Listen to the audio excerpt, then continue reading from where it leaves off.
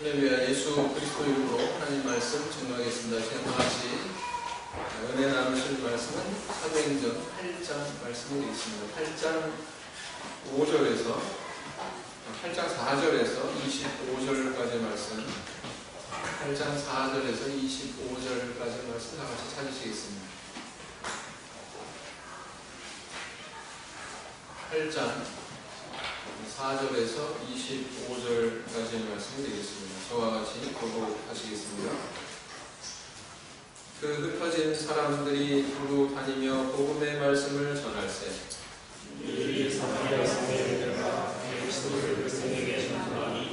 우리가 빌립의 말도 듣고 행하는 표적도 보고 일심으로 그의 말하는 것을 듣더라.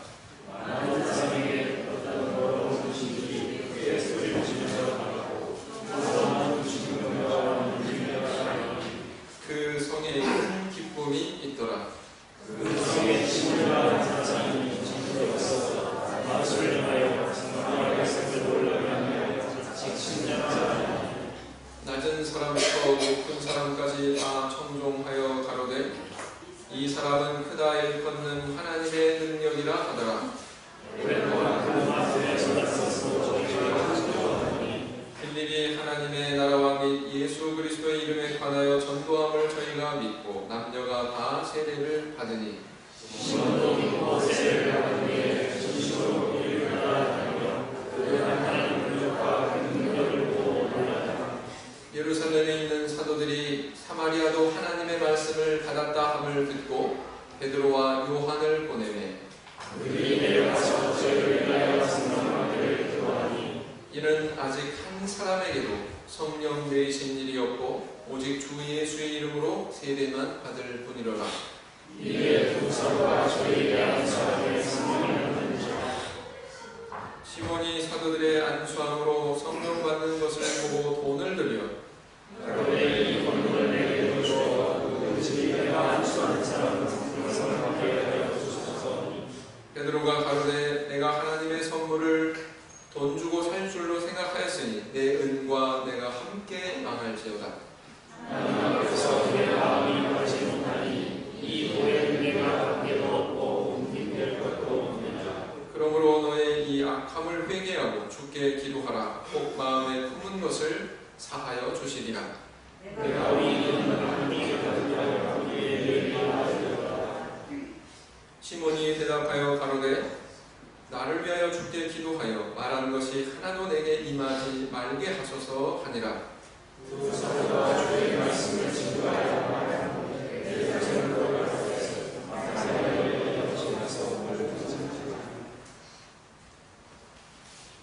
언젠가 비처럼지에 실렸던 기사인데요. 그 제목이 뭐냐면은 절망 속에서 만난 하나님.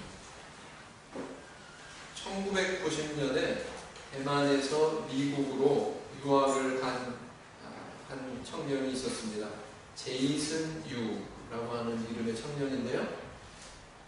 뉴저지라고 하는 곳에 고등학교를 졸업하고 1995년 아리조나주에 있는 한 대학에 진학을 했습니다. 그의 집안은 부유했기 때문에 아버지가 그에게 차까지, 그것도 아주 고급 차를 선물을 해서 그 고급 승용차를 타고 다니면서 그렇게 대학 공부를 하고 있었어요. 그런데 그 학교의 모 친교 모임에 참석했다가 그는 술과 마약에 손을 대기 시작합니다. 그때부터 점점 이 학생은 삶이 망가지기 시작했습니다. 마약이 결국은 중독이 되다 보니까 머리털이 점점 빠지기 시작했는데 결국 다 빠져가지고 대머리가 되고 말았습니다. 이 정도 되니까 학교 생활은 정상적으로 이루어질 수가 없죠. 학교 성적은 언제나 낙제점이었고 결국 오래지 않아서 학교로부터 퇴교 조치를 당하고 말았습니다. 그래서 그는 캘리포니아에 있는 다른 대학으로 옮겨서 학업을 계속하고자 했지만 거기도 오래 되지 않아서 그만두게 됐다고 합니다. 안타깝게도 언 11년간의 유학생활을 접고 아무런 졸업장도 없이 이제 고국으로 돌아가야 되는 그런 입장에 처하게 되었다라는 것입니다.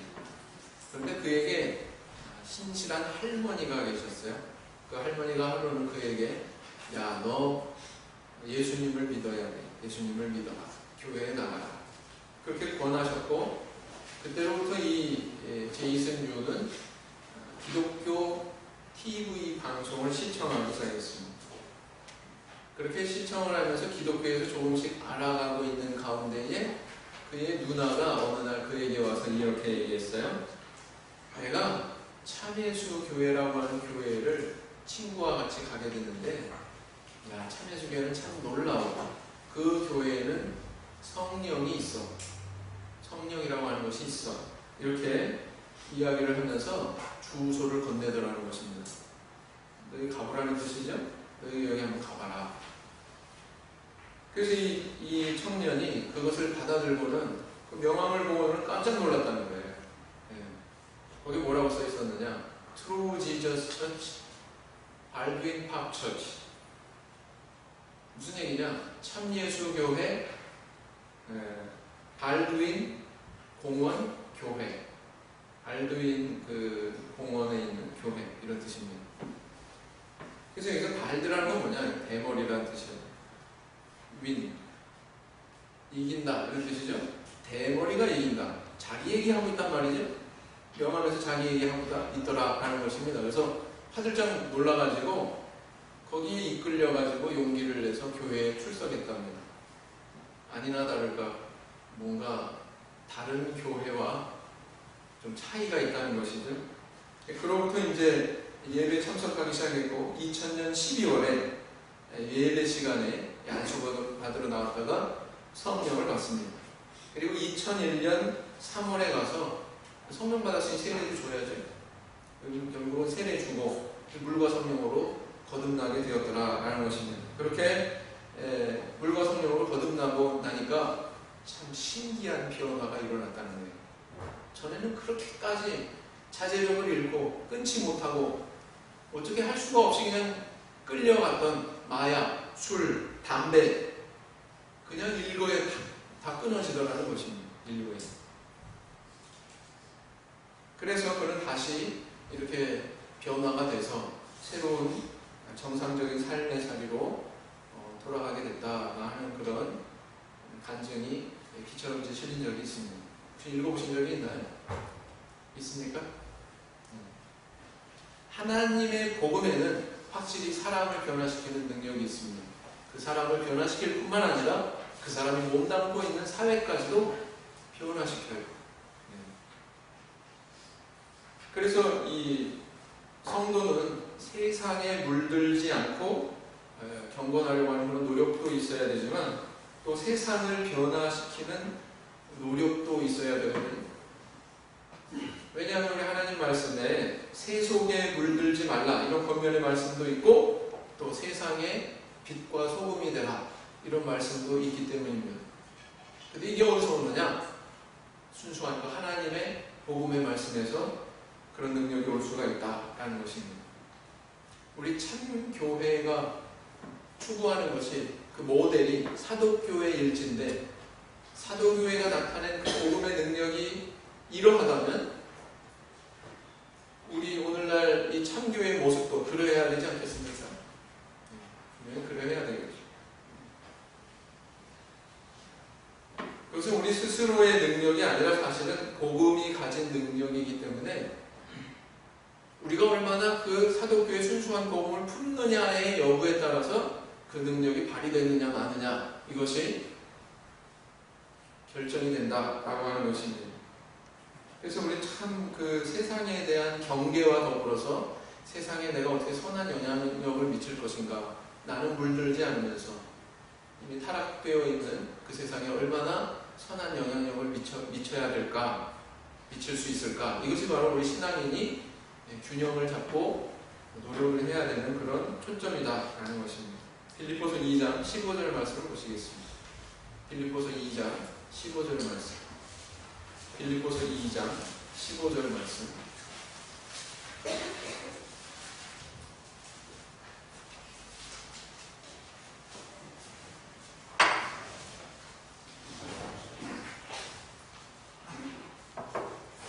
빌립보서 2장 15절 말씀 되겠습니다. 같이 읽겠습니다. 시작.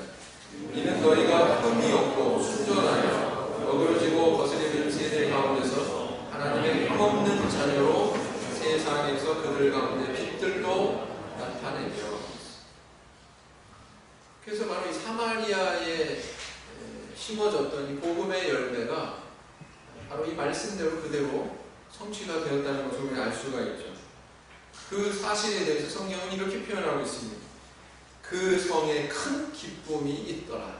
그냥 기쁨도 아니고 큰 기쁨이 있더라. 이렇게 표현하고 있다는 것입니다. 물론 우리는 우리 하나님의 복음에 의해서 우리 스스로 변화의 그런 은혜를 체험할 뿐만 아니라 또 내가 몸담고 있는 그런 사회에 어떤 그런 선한 영향력을 끼치고 있습니까? 아니면 우리 단절의 삶을 살고 있나요? 극단적으로 우리가 행동한다면 세속에 물들지 말아야 되니까 아예 세상과 단절하고 그러면 우리 산으로 들어가야 되죠. 그죠? 그러나 또 세상 속의 빛이라고 했는데 세상 속에 들어가다 보니까 세상과 타협하고 거기에 물들어가고 있지 않은지 모르겠습니다. 우리는 어떻게 복음의 능력을 내 삶을 통해서 이 세상에 드러낼 수 있을까요? 오늘은 이 사마리아에 복음이 전해졌던 그 사건, 그 가운데서 나타난 현상, 이런 것들을 우리가 함께 살펴보고 이런 문제를 생각하고 늘 나누고자 합니다. 스데반 집사 순교 이후에 예루살렘에만 머물러 있던 그 복음이 유대와 사마리아로 흩어졌습니다. 그런데 그 첫 번째 그 복음의 씨앗이 뿌려진 대상이 되는 지역에 대해서 오늘 성경 본문 말씀이 어디를 조명하고 있냐면 바로 사마리아죠. 우리 성경에는 사마리아가 어떤 곳으로 알고 있습니까? 요한복음 4장에 보면 사실 이 사마리아와 유대인들 간에는 교류가 없었어요. 예수님이 그 우물가에 계실 때에 사마리아 여인이 옵니다. 내게 물을 달라. 이 여인이 하는 첫 마디가 뭐예요? 당신은 유대인인데 어째 나를 물을 떠달라고 그러냐? 상종을 한다는 겁니까? 안 한다는 겁니까? 안 한다는 거죠. 그때 당시 사마리아는 과연 어떤 곳이었습니까? 어떤 땅이었어요? 당시 유대인들은 어떻게 이곳을 생각하고 있었을까요? 역사적인 배경이 있는데 그 내용을 살펴보면 이렇습니다. BC 721년에 북이스라엘이 분열 왕국 시대죠. 북이스라엘과 남유다 10지파 반이 형성한 북이스라엘, 여로보암이 시작한 북이스라엘, 그 다음에 솔로몬 왕 사후 르호보암에 의해서 시작이 되는 남유다, 이렇게 분열된 그런 상태로 왕국이 지속이 되다가 BC 721년에 이 북이스라엘이 먼저 멸망을 당합니다. 어느 나라예요? 아수르. 그 아수르의 왕이었던 사르곤에 의해서 멸망을 당합니다. 이렇게 멸망당한 다음에 아수르가 펼친 정책이 있어요. 그게 뭐냐면은 이주 정책입니다. 이 사마리아 땅에 살고 있는 사람들을 다른 지역으로 보내버립니다. 그리고 다른 이방 지역에 있는 사람들이 여기 이주 와서 살게 합니다. 이사를 오게 해요. 여기 살다 보니까 어떤 현상이 일어나느냐? 시간이 지나면서 우상 숭배의 문화를 가지고 온 이방인들과 이스라엘 사람들이 피가 섞이게 됩니다. 결혼을 통해서, 그들과의 교제를 통해서 피가 섞이게 됩니다. 잘 아시고 계시지만 유대인들이 정말 중요하게 생각하는 게 뭡니까? 혈통이죠. 피죠. 왜 그렇습니까? 나는 혈통적으로 아브라함의 후손이냐 아니냐, 이것이 내가 하나님의 택한 선민이냐 아니냐를 결정하기 때문에 그렇습니다. 근데 피가 혼잡이 되어버렸어요. 혼혈이 되어버렸습니다. 그러니까 유대인들 입장에서 이 사람을 인정할 수 있어요? 없어요? 제가 우상 숭배하고 타락해가지고 여로보암에 의해서 우상 숭배 열심히 하더니만 저렇게 됐구나. 혈통적으로 인정할 수가 없어요. 뿐만 아니라 포로 귀환 시대에 성전, 성벽 짓는 거 방해했던 인물들이 바로 누굽니까? 사마리아 사람들이었습니다. 역사 속에서 이런 배경을 가지고 있으니까 유대인들과 사마리아인들이 사이가 좋을 리가 없죠. 그런데요, 그리스도의 복음을 통해서 참 놀라운 그런 변화의 조짐이 이 땅에 임했습니다. 빌립이, 이 빌립은 누굽니까? 빌립 집사. 빌립이 이 땅에 가가지고 복음을 전하면서 그 땅이 복음을 받아들이고 점점 변화의 모습을 나타내게 됐다라는 거예요. 네. 여러분, 여기서 이 사마리아 성이라고 하는 것은 우리에게 어떤 상징적인 의미가 있다고 봅니다. 우리 가운데에도 이 사마리아 성과 같은 상태의 성도들이 있을 수 있어요. 사마리아와 같은 그런 역사를 가진 그런 성도들이 있을 수 있습니다. 그래서 어떤 인생의 상처와 고통으로 얼룩진 그런 삶을 살다가 하나님의 복음을 받아들여서 이렇게 다시 또 새롭게 변화돼서 삶을 시작하는 그런 사람이 있을 수 있다는 거죠. 이렇게 고통으로 얼룩진, 상처로 얼룩진 그런 인생을 살았을지라도 복음은 그런 것도 능히 다 해결하고 이겨내도록 하는 놀라운 변화의 능력이 있다는 것입니다. 복음 안에.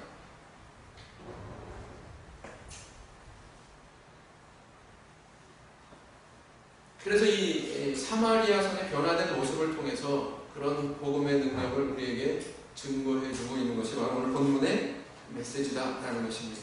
그러면 오늘날 우리 안에도 이런 은혜의 사건이 찾아올 수 있는 그런 비결은 어디에서 시작이 될까요? 어디에 있었을까요? 첫째는 뭐냐면은 이렇게 복음에 충성하는 한 사람이 있었기 때문에 가능했습니다. 복음에 충성하는 그 한 사람. 둘도 아니고 셋도 아니고 이 사마리아 성에 복음을 가지고 들어가서 씨앗을 뿌린 한 인물의 이름을 오늘 기록을 하고 있는데 빌립. 5절에서 7절. 빌립이 사마리아 성에 내려가 그리스도를 백성에게 전파하니 우리가 빌립의 말도 듣고 행하는 표적도 보고 일심으로 그의 말하는 것을 쫓더라. 빌립이라는 이름은 성경에서 몇 사람 나오죠? 우리가 알고 있는 빌립 두 명인데 한 사람은 예수님의 제자인 빌립, 사도 빌립. 그 다음에 다른 한 사람은 사도행전 6장에서 7 집사 가운데 한 사람으로 선출이 된 빌립. 그렇죠? 누굴까요? 여기에서는? 네? 빌립 집사. 그 7사람 가운데 뽑혔던 한 사람, 빌립 집사를 가리키고 있는 것입니다. 특이한 사실은 뭐냐면은 이렇게 사도행전 8장에서는 빌립이라고 하는 이름만 이렇게 등장하고 있는데 나중에 또 집사라고 하는 이런 직분을 넘어서 하는 일을 넘어서서 나중에 호칭이 바뀌어요. 호칭이 어떻게 바뀌는지 한번 보겠습니다. 사도행전 21장 8절 말씀을 보시겠습니다. 21장 8절 말씀.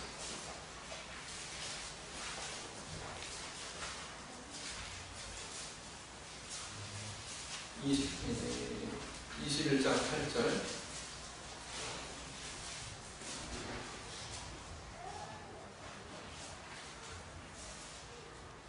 사도행전 21장 8절 같이 읽겠습니다. 시작.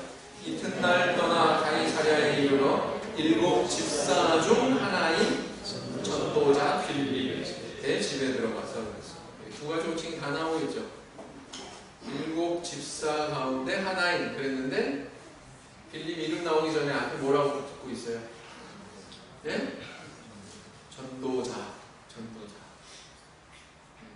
집사였지만 집사인과 동시에 어떤 일을 하는 분이었어요?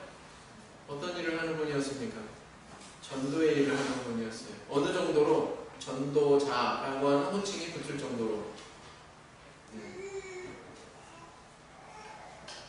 그래서 우리는 여기서 뭘 알 수 있습니까? 이렇게 비록 뭐 공회를 관리하는 그런 일을 맡은 집사였지만 딸락 그것만 하는 게 아니라 성도의 어떤 기본적인 그런 사명에 대해서 충성을 다하는 믿는 사람으로서의 그런 기본적인 사명에 대해서 충성을 다 바치는 그런 인물이 바로 빌립 집사였다. 전도자 빌립이었다라는 것을 우리는 알 수가 있지요.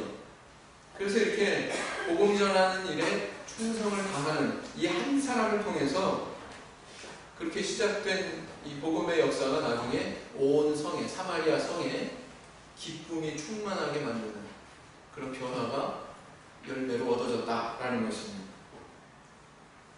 참 놀랍죠? 그래서 한 사람의 힘이 결코 작은 것이 아닙니다. 의식이 올바른 그 한 사람의 행동이 결코 작은 게 아니에요. 그 영향력이 작은 것이 아닙니다. 참회수교의 복음은 현재 아프리카에서 가장 왕성하다고 그렇게 말씀을 드렸습니다. 그런데 또 일부 동남아시아 나라에도요, 지금 활발하게 지금 선교가 되고 있습니다. 그 중에 태국도 있는데, 또 미얀마, 우리 요단 형제가 있는 미얀마도 그렇습니다. 원래 그 버마라고 불렸던 그런 나라죠, 미얀마가. 여기에 복음이 들어가가지고 현재 기도소 포함해서 한 5-6개 정도의 교회가 형성이 되어 있는데, 교회라고 할 만한 데는 한 3군데 정도고 나머지 이제 기도소 그렇습니다.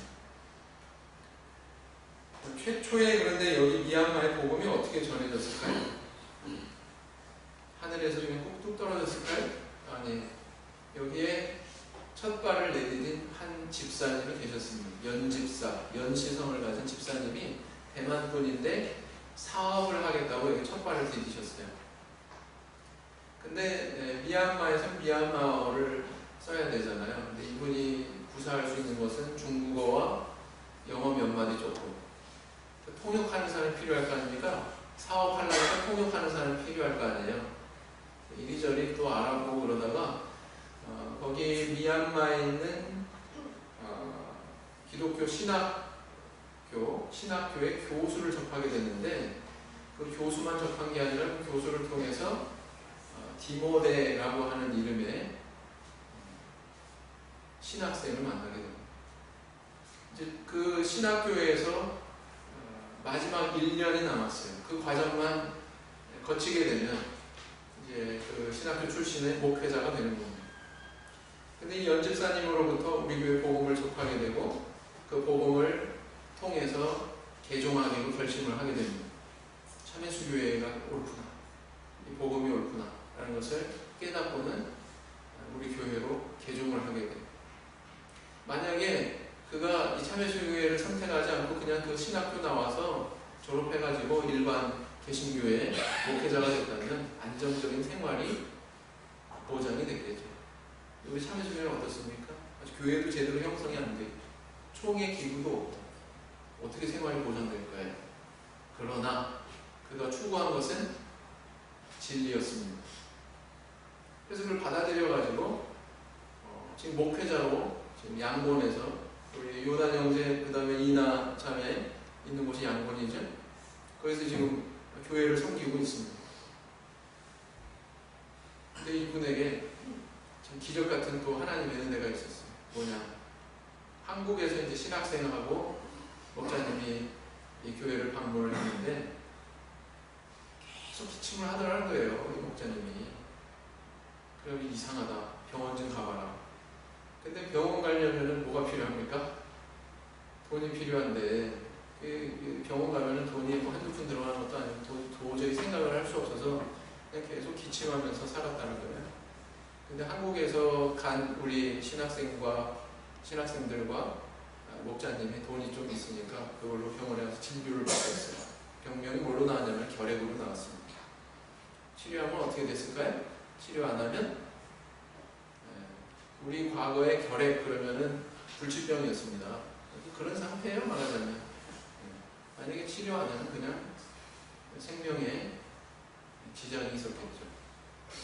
근데 거기서 발견이 되는 거예요. 그 불과 며칠 안 되는 그 기간 동안 한국에서 우리 목회자와 신학생들이 간 그 기간에 그걸 발견해가지고 병원으로 끌고 가서 진료받게 하는 바람에 그게 밝혀졌고 치료를 받았습니다. 지금 완치됐다는 거예요. 감사하죠? 그래요. 그래서 이렇게 이런 한 분 한 분을 통해서 하나님께서 역사하시고 지금 복음의 그런 물결이 점점 퍼져나가게 그렇게 역사하고 계시다라는 것입니다. 이렇게 하나님 복음은 어떤 사람을 통해서 역사하느냐? 그 복음에 붙들린 사명 있는 충성된 그런 한 사람을 통해서 하나님께서 역사하시고 그를 변화시킬 뿐만 아니라 그가 몸담는 그 사회 전체를 큰 기쁨이 임하도록 변화시킨다는 것입니다. 우리 성도님들 교회에만 소속한 것이 아니라 우리 사회 안에 몸담고 있는 그런 자리들이 다 있죠. 거기서 뭐하고 계십니까? 열심히 생업에 종사하셔야죠. 이런 것도 선한 일입니다. 생업에 종사해야 사랑하는 내 가족도 부양할 수 있고, 그죠? 내 핏줄들 부양할 수 있고, 뿐만 아니라 교회에 또 봉헌도 할 수 있고, 훌륭한 일입니다. 그러나 우리 하나님께서 바라시는 바 한 발자국 더 나아가서 우리에게 원하시는 요구사항이 있다면 그것은 성도로서 하나님의 은혜를 미리 받은 자로서 우리가 마땅히 빚진 자 의식을 가지고 실천해야 되는 복음 전하는 일입니다. 복음 전하는 일입니다. 그것도 자신 있게 내가 믿는 이 신앙에 대해서 당신도 같이 한번 소유해봐라. 그런 자리에 나가야 되지 않겠습니까? 히브리서 3장 5절 말씀 보겠습니다. 히브리서 3장 5절 말씀.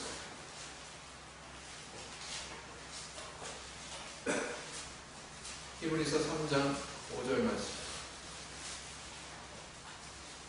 히브리서 3장 5절 말씀 같이 읽겠습니다. 시작. 또한 모세는 장래에 말할 것을 증거하기 위하여 하나님의 온 집에서 사환으로 충성하였고, 모세는 하나님의 사환으로 충성한 이 일을 통해서 이스라엘 역사 속에 정말 위대한 민족의 영도자로 그렇게 자리매김하지 않았습니까? 만약에 이게 아니라 그냥 애굽의 바로왕의 황실의 한 인물로 자리 잡기를 원했다면 성경에 이렇게 남아있지 않았어요. 빌립이 핍박이 일어날 때 그냥 내 몸 잘 그냥 보존하면서 잘 먹고 잘 살자 그런 길로 들어섰다면 이 사도행전 8장의 기록은 아마 없었을 거예요. 그죠? 성도님들 정말 하나님 앞에 충성된 그런 길을 가실 때 하나님은 하늘에 속한 천국에 속한 그런 명예를 우리 성도님들에게 더해주시는 그런 축복이 있을 줄 압니다. 두 번째, 또 어떤 것을 통해서 이런 기적이 올 수 있습니까? 가짜가 아닌 진짜 은혜의 체험을 통해서 이런 기적의 역사가 일어날 수 있다는 것입니다. 사도행전 8장 7절에서 8절 말씀 보시면 어떻게 기록하고 있어요?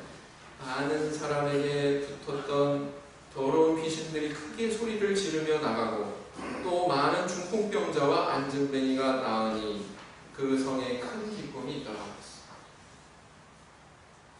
오늘 말씀에 보면 빌립만 등장하는 것이 아니라 마술사 시몬이라고 하는 인물이 등장하죠. 이 사람은 어떤 일을 하는 사람이에요?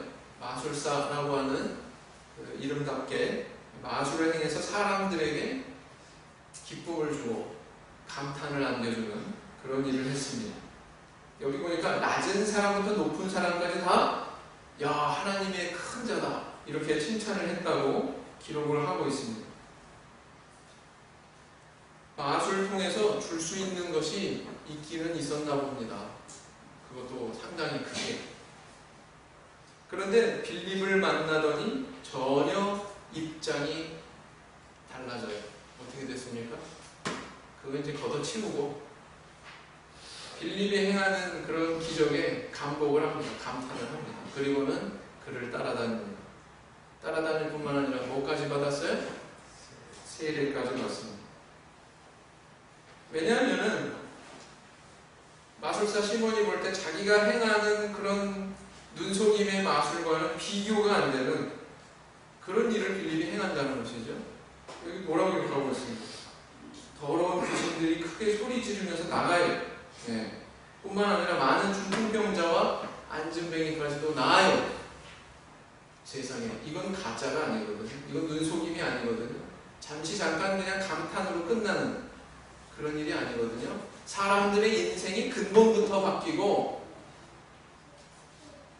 그 사람들의 삶이 완전히 변화가 될 수 있는 뿌리부터 흔들어 놓는 그런 일이거든요. 그러니까 이거는 내 거는 게임이 안 된다는 거죠. 거기 쫓아갔습니다. 빌립을 쫓아가기 시작했어요. 이것은 우리에게 어떤 메시지를 전달하고 있습니까? 어찌 보면 이 세상에는 가짜와 진짜가 서로 갈등하고 있는 그런 곳이다. 이렇게 볼 수도 있죠. 때로는 가짜가 진짜 행세하기도 하고, 진짜가 나타나기 전에 가짜가 마치 모두인 것 마냥, 모든 것인 것 마냥 그렇게 행세하고 그런 일도 많은 것 같습니다. 어찌 보면 세상이 주는 기쁨과 만족은 바로 시몬이 보여주는 마술과도 같은 것이 아닌가 그런 생각을 해봅니다. 기쁨을 줄 수 있지만 일시적이에요. 오래가지 못합니다. 마치 탄산음료처럼 우리가 어떤 갈증을 느낄 때 잠깐은 좀 해갈해 주는 것 같지만 시간이 조금 더 지나면 오히려 더 갈증나게 만듭니다. 그게 바로 이 세상이 주는 것들이 아닙니까? 그러나 하나님이 주시는 기쁨과 만족은 그런 것과 전혀 다른 거죠. 마치 생수처럼 근본적으로 우리 삶의 갈증을 해소해 주실 수 있는 그런 생수와 같다. 이것이 진짜 음료 아닌가요? 우리가 인생에서 진정으로 취해야 되는 참된 음료 아닐까요? 제주도에 살다가 서울로 상경한 성도가 있습니다. 제가 목회하던 한 교회에 제주도 출신 성도님입니다. 제주도 갈 일 있으면 이제 그분한테 전화하면 됩니다. 거기 맛집이 어디요? 구경하면 어디입니까? 부르면 다 나오죠. 근데 이분이 하는 얘기가 있어요. 제주도에 살 때는 항상 막 잡은 싱싱한 그런 생선을 먹어가지고 늘 그것이 즐거운 일이었는데 육지에 오니까, 육지래요, 육지. 서울로 상경해가지고 이렇게 오다 보니까 서울 사람들은 다 부패한 거 먹고 있더래요. 부패, 그 표현이 그렇습니다. 다 부패한 거 먹고 있더라고요. 그렇게 표현해요. 바다에서 잡은 거 육지로 옮겨오는 동안에 싱싱하지 않게 된다는 거죠. 조금이라도 이제 변질이 된다는 거죠. 그래서 자기가 서울에 와가지고 한동안은 생선을 안 먹었대요. 괴롭더랍니다. 괴롭더래요. 냄새도 지독하고요. 비린데 이게 생선인가? 서울 사람들 이거 먹고 사나? 그랬다는 것입니다. 그래서 가까스로 이제 적응을 해가지고 지금 그래도 그런 생선 이나마 먹고 있지만 가끔은 그게 생각이 나더래요. 제주도에서 바닷가에서 갓 잡은 싱싱한 생선 회 떠가지고 먹고 그 생각이 나더라는 것입니다. 그래서 어떻게 하느냐, 친척한테, 제주도에 있는 친척한테 전화해가지고 비행기로 공수해다가 비행기 택배로 붙여다가 아무리 맛있는 거 갖다가 앞에 펼쳐놔도 제주도에서 먹던 그거 대체할 수 있다는 거예요? 없다는 거예요? 대체할 수 없다는 거예요. 그게 자꾸 생각이 나가지고 그렇게 주문해가지고 드신다고 그런 얘기를 들었습니다.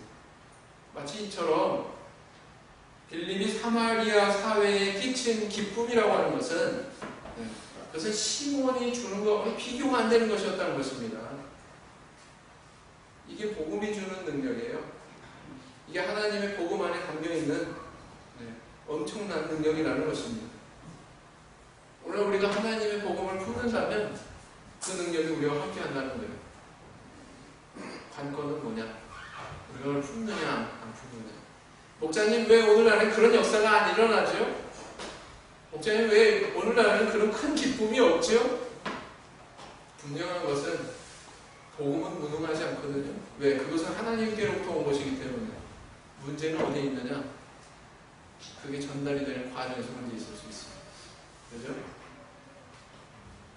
목회자가 제대로 못하겠거나, 목회자가 제대로 품지 못했거나, 아니면 우리 성도님들이 제대로 받지 않았거나, 제대로 은혜를 체험하지 못했거나, 둘 중 하나 아니겠습니까? 그죠? 바라올 때는 저는 정말 최선을 다해서 하나님 뜻대로 하나님 말씀 전하는데 매진하려고 해요. 거기에 초점을 맞춰. 우리 하나님 말씀 안에 그 능력의 말씀을 성도님들 안에 역사하게 해야 되겠다. 말씀을 준비하고 전달하는 열정만큼 우리 성도님들 그 말씀 아멘으로 깊이 받으시고 말씀대로 실천하기를 결심하시는 우리 성도님들 되시기 바랍니다.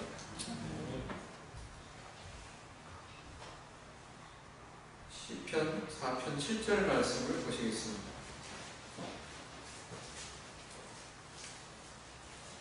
시편 4편 7절 말씀 보시기 바랍니다.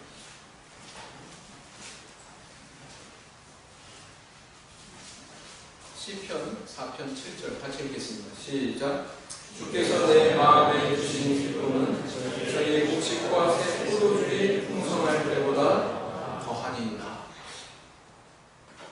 그 다음 세 번째, 이와 같은 변화의 은혜가 있기 위해서 무엇을 추구해야 됩니까? 하나님의 영광을 추구해야 됩니다. 하나님의 영광을 추구하는 것을 통해서 이런 큰 기쁨이 우리에게 주어질 수가 있어요. 자, 18절. 시몬이 사도들의 안수함으로 성령 받는 것을 보고 돈을 들여 가로되 이 권능을 내게도 주어 누구든지 내게 안수하는 사람은 내가 안수하는 사람은 성령을 받게 하여 주소서 하니 그랬습니다. 자, 이 마술사 시몬은 마술을 통해서 사람들에게 기쁨을 주는 그런 일을 했던 사람이에요. 뿐만 아니라 자기는 그런 주목을 받고 때로는 물질적인 유익도 취하지 않았을까 그런 생각을 해봅니다. 그런데 빌립 집사가 나타난 후로 사정이 달라졌다고 그랬죠? 사람들이 이제 시몬을 주목하는 게 아니라 누구를 주목해요? 빌립을 주목합니다. 다 걷어치우고 나보다 더 센 사람이 나타났으니 저 사람한테 뭔가 비결을 배우자. 시몬이 마음이 그랬던 것 같아요. 납작 엎드려서 세례까지 받고 쫓아다녔는데 드디어 그의 마음속에 품었던 것이 드러납니다. 기회가 왔죠? 베드로와 요한이 저 예루살렘에서 빌립하고는 또 별도로 다른 인물들이 내려왔어요. 빌립보다도 더 어떤 능력이 있는 사람들인가 보다. 아니나 다를까 그들이 뭔가 사람들 머리 위에 손을 얹어서 막 기도하기 시작했는데 본문에는 기록되고 있지 않지만 뭔가 현상이 나타났던 것 같아요. 여기 뭐 방언을 말했다거나 뭐 다른 현상에 대해서 기록한 게 있어요? 없어요? 본문에 있습니까? 없습니까? 없어요. 그런데 시몬이 딱 보니까 갑자기 돈으로 이거 사야 되겠다 라고 뭔가 탐을 낼 만한 그런 가시 또는 가청의 그런 현상이 일어났을 것이다 라고 우리는 추정할 수가 있습니다. 있습니까? 없습니까? 있겠죠?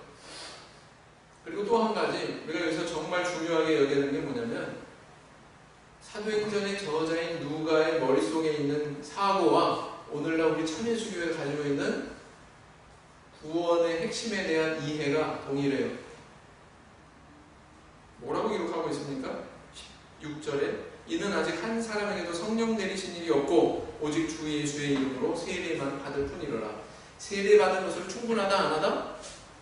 안 하다. 모두 받아야 된다는 거예요.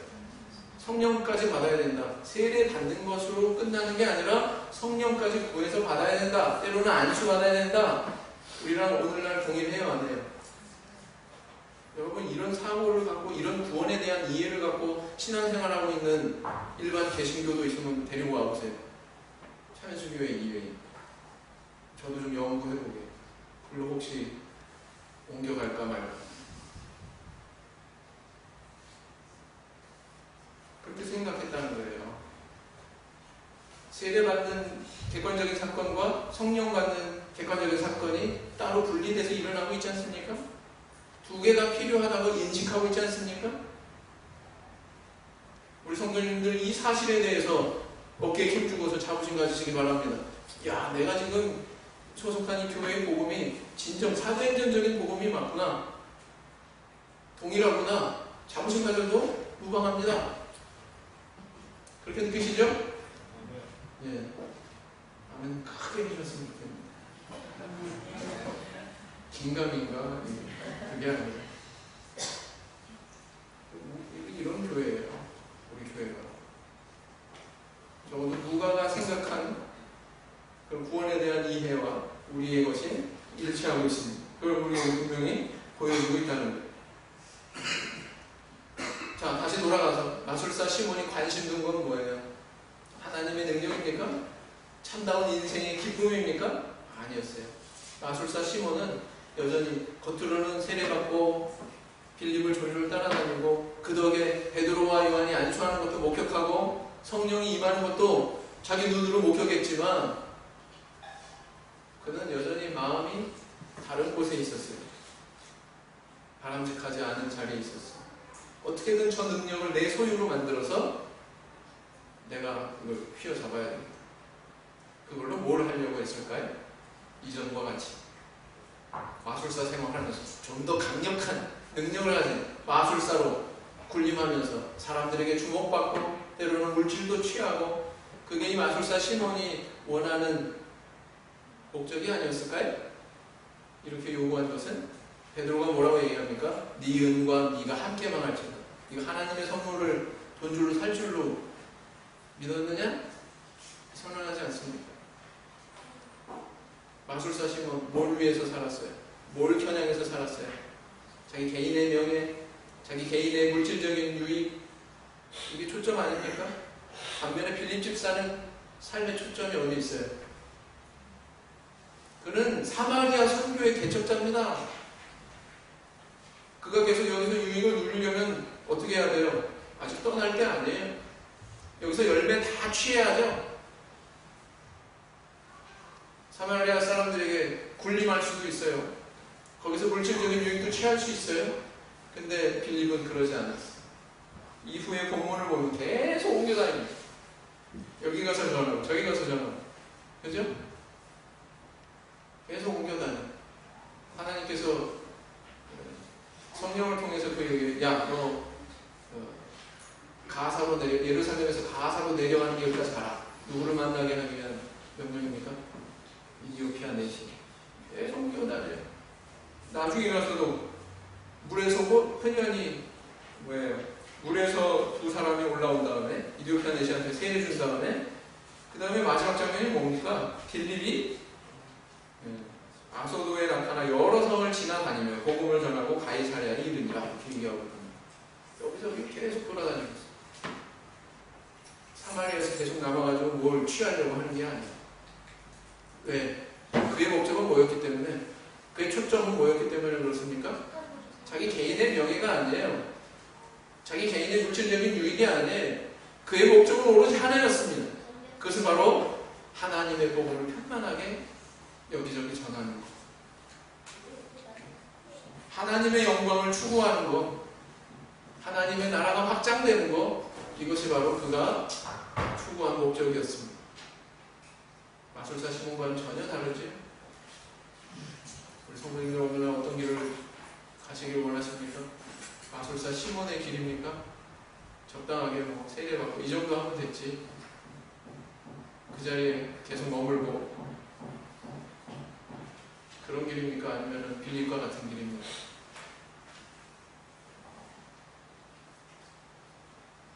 저는 이런 올바른 목적을 추구하는 것이 굉장히 우리 성도 개인뿐만 아니라 교회도 중요하다고 생각해요. 교회적으로도.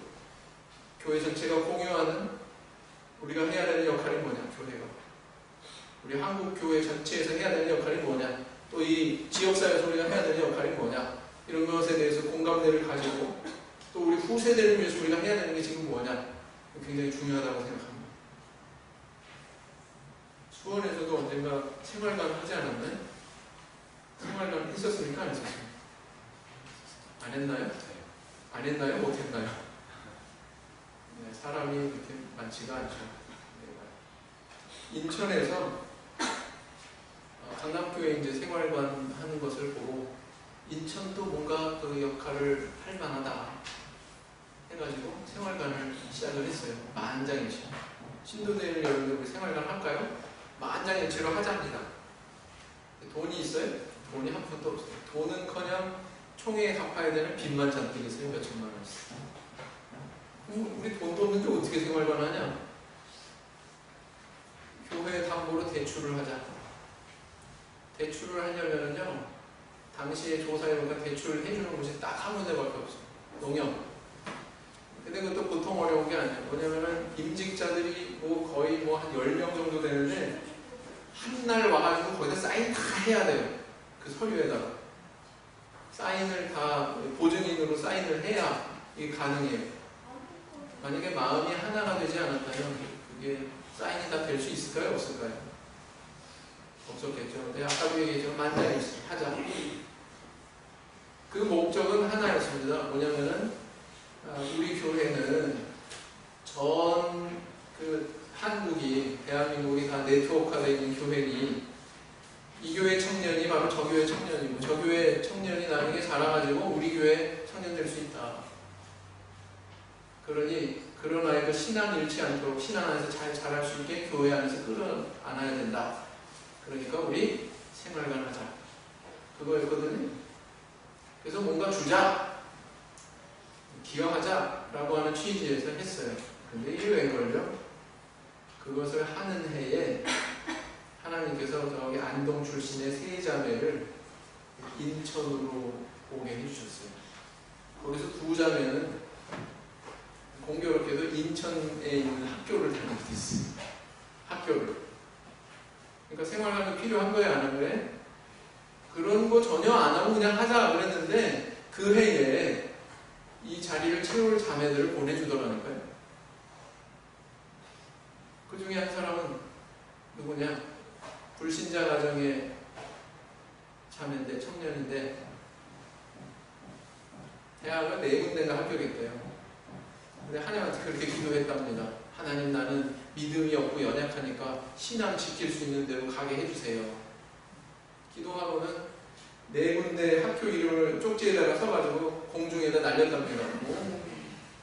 그 중에 하나를 뽑았어요. 어디가 나왔을까요?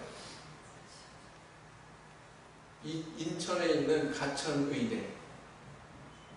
간호학과가 딱 나옵니다. 집에 가가지고 아빠, 나 인천에 있는 가천의대 갈래요. 아빠 돈 없다.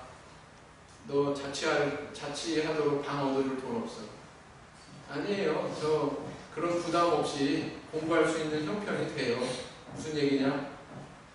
네, 누구 저기 언니 다니는 교회에, 그 교회랑 같은 교회인데, 인천에 있는 다른 교회인데, 같은 교회 다니는 교회인데 거기서 생활관이라는 걸 새로 개설을 했대요. 거기 들어가면 돼요. 너는 교회도 안 다니잖아. 그동안 몰래 다녔어요. 그래서 오게 됐어요. 그런데 오니까요, 이거는 교회가 청년들을 배려한 게 아니라 사실은 청년들을 통해서 교회가 은혜 받는 거였더라고요. 왜 그렇습니까? 그 전까지는 인천교회 그 청년들이 저녁 예배 참석 안 해요. 저녁 예배 잘 안 와요. 근데 이 자매들이 맨날 와가지고 상냥하게 그냥 빵빵 웃으면서 뭐 안녕하세요, 오늘 예배 참석하고 그러니까 다른 청년들도 하나둘씩 나오기 시작하더라고요. 교회 문화가 바뀌었어요. 또 피아노 반주자 없어가지고 맨날 뭐 네가 해라 내가 할래 뭐 서로 미루고 등 떠밀고 그랬는데 또 올라가서 하면은 박자 자기 마음대로 뭐 막 그랬는데 이 자매들은 3명 다 피아노가 수준급이에요. 올라가서 반주를 하는데요, 황홀해요, 황홀해. 그러죠. 그 전까지는 아동부 교사 제대로 키워놓지 못해가지고 애들을 어떻게 지도할 줄을 몰라요. 근데 이 자매들 셋 보니까 팀워크 짝짝 맞고 교사로서도 아주 훌륭하게 훈련되어 있어요. 그 전까지는 청년반 예배는 아예 있지도 않았어요. 그냥 성경 공부 뭐 조그맣게 모여가지고 하고 그런 정도였는데 이 3명이 유입이 돼가지고 인원이 그래도 이렇게 차니까 청년반 예배까지 시작하게 됐어요. 자, 교회가 주었습니까? 받았습니까?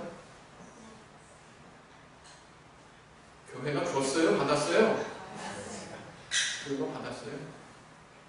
마치 영혼의 강사가 영혼에 가서 은혜 끼친다고 착각하지만 신도들 중에서 은혜 받고 돌아가는 것처럼 교회도 뭐예요? 올바른 목적을 가지고서 이렇게 활동하고 뭘 줄 수 있다고 천만에요. 그걸 통해서 내가 받고 누리는 것이 은혜가 그것이 훨씬 많습니다. 훨씬 많아요. 우리 하나님은 우리가 축복된 삶을 살기를 원하십니다. 그런데 그 축복된 삶은 우리의 어떤 그런 이기심이나 우리의 어떤 그런 사적인 욕심에 의해서만 움직일 때는 절대로 주어지지 않습니다. 핀립 집사가 보여준 것처럼 우리가 하나님의 나라를 위해서, 그분의 영광을 위해서, 교회를 위해서 우리 자신이 나의 작은 것을 헌신하고 하나님 앞에 자기의 사명을 다했을 때 하나님이 그런 은혜를 주신다는, 나를 변화시켜 주십니다. 내 인생을 변화시켜 주실 뿐만 아니라 내가 몸담고 있는 그 사회까지도 변화시키십니다. 그래서 정말 큰 기쁨이 임하는 그런 천국으로, 작은 천국으로 변화시키는 그런 은혜가 있다는 것입니다. 체험하고 계십니까? 체험하고 계시다면 더 크게 확장시키시고, 체험하지 못하고 계십니까? 하나님의 복음을 가슴속에 담고 그런 변화의 체험을 먼저 하시는 저와 성도님들 되시기를 예수님 이름으로 기원드립니다. 감사합니다. 하시겠습니다.